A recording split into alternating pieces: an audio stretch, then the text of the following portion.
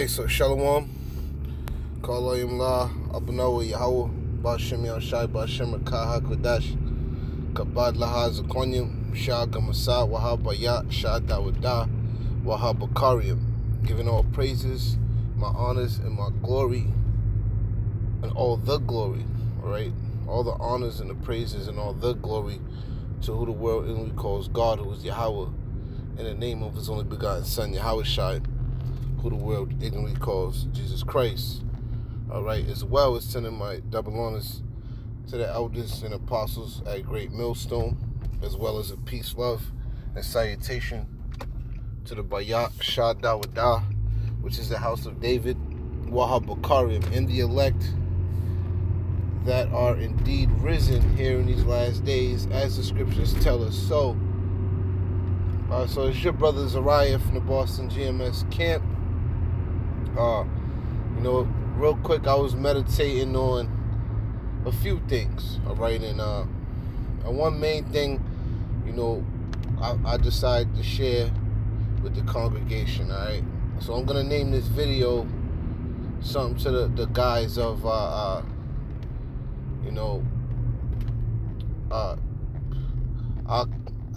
E don't want our kingdom to be established, or E is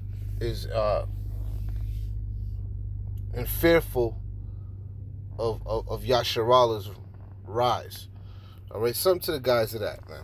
All right, and I was meditating on that because if you look at the history of these devils and the things that they did to Yasharallah, all right, E breaking that brotherly covenant, all right, and being just a wicked demon, all right.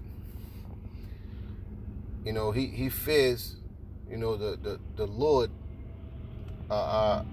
reaping what he sows, all right. He fears reaping what he sows through the power of the Lord, man, all right. And the scripture says, seeing is a righteous thing with the Most High to recompense tribulation upon them which trouble you, man, all right. And that scripture itself troubles E. That scripture itself sparks fear in these devils, man. All right, because they know if Yasharallah rises, then the same things that Yasharallah been through and the same things that Yasharallah had to deal with when it come to these devils is the same thing that these devils gonna have to deal with when Yasharallah's in power, man. All right. So a few scriptures I just want to touch on. All right, the main scripture here, all right, I'm going to touch on here is, if I could get it, bear with me, Baba Kashah. Habakkuk chapter 2, verse 3, and it says, for the vision is yet for an appointed time, but at the end it shall speak, all right, and not lie, and though it tarry, wait for it, because it will surely come. It will not tarry. All right, I'll read that again. Habakkuk 2 and 3, it says, for the vision is yet for an appointed time, but at the end it shall speak and not lie. Though it tarry, wait for it, because it will surely come. It will not tarry. All right, so the scripture there, the main point I want to touch on in that verse is, at the end it shall speak and not lie. All right. So regardless of how much E wants to push his agenda to extend his rulership, all right, the key thing is this: the scripture says the earth is given unto the hands of the wicked. All right. So when the Lord sees fit to take it back, then He will, man. All right. And the Lord is not a liar. All right. At the end it shall speak and not lie. All right, though it seems as if, it's taking forever, wait for it, man. Scriptures say, woe unto him that has lost patience, man. All right? So us being Yasharallah, you so-called Native Americans, African Americans, and you so-called Latino tribes from the northern and southern parts of America, who are indeed the Israelites, all right, as well as, you confusion and face brothers in different parts of the region of the earth, right? Though it tarry, wait for it, man. All right, because the Lord is going to set up a kingdom of his own, man, appear on this earth, man. A kingdom ruled in righteousness. All right, and he don't want to see that happen, man. All right, he does not want to see that happen, because not only is he living and ruling in a wicked way, not only does he want to see that, not only does he not want to see the righteous in authority, but he doesn't want to see the righteous over him ultimately, man. Because he has a God complex, all right? The scriptures say, the pride of thine heart have deceived thee, all right? The scriptures say, their inward thought is that their houses shall last forever. They call their lands by their own names, man. This is where we get, the name of America, the name of Asia, the name of Africa, all European names, the names of Esau, all right? Because they have so much pride, and their pride is lifted up in them, man. All right, but let's see what Habakkuk 2:4 says here, all right? It says, behold, his soul, which is lifted up, is not upright in him, but the just shall live by his faith. And that's the key, man. The just, the righteous, you Israelites that are dwelling in the spirit of Yahweh Shem Yahushai, man, we're going to live by faith, man, because we understand that the Lord's will be done, man. We understand that the Lord's word does not come back void, all right? So we're going to move accordingly, man. All right? Next scripture I want to touch on real quick. I just want to make this really short. All right, this is actually, before I touch this, let me get Lamentations 4:21. It says, rejoice and be glad, O daughter of Edom, that dwelleth in the land of Uz. All right, so rejoice and be glad, all right, rejoice and be glad, be happy, man. The Lord saw it fit to even you being the wicked that the scriptures speak of, all right, in Malachi, the border of wickedness. The Lord still saw fit to give you some type of rulership, man. So rejoice and be glad, man.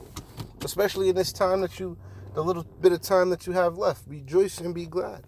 All right? O daughter of Edom, that dwelleth in the land of Uz, the cup also shall pass through unto thee, and thou shalt be drunken and shall make thyself naked. So this is going to be your turn, all right? Scriptures say in Galatians, be not deceived, for whatsoever a man soweth, that shall he also reap, man. And see, that's what they're truly scared of, man. That's what they're truly in fear and terrified of, man. Reaping what they've sown, man.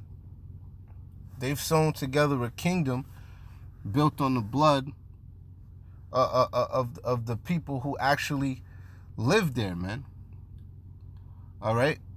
And not only built on the blood, but established on the backs of slave labor of Israelites, man.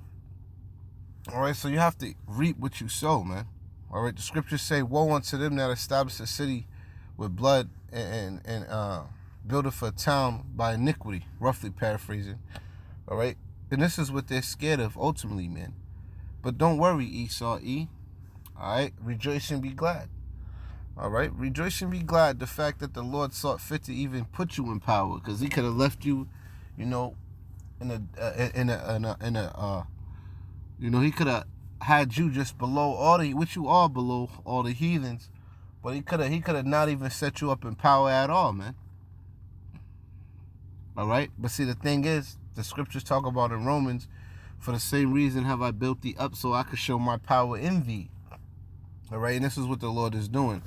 The Lord has built Esau, Edom up so that he can show his power in him, ultimately. Just like in the days of the Pharaoh, just like in the days of Egypt, man.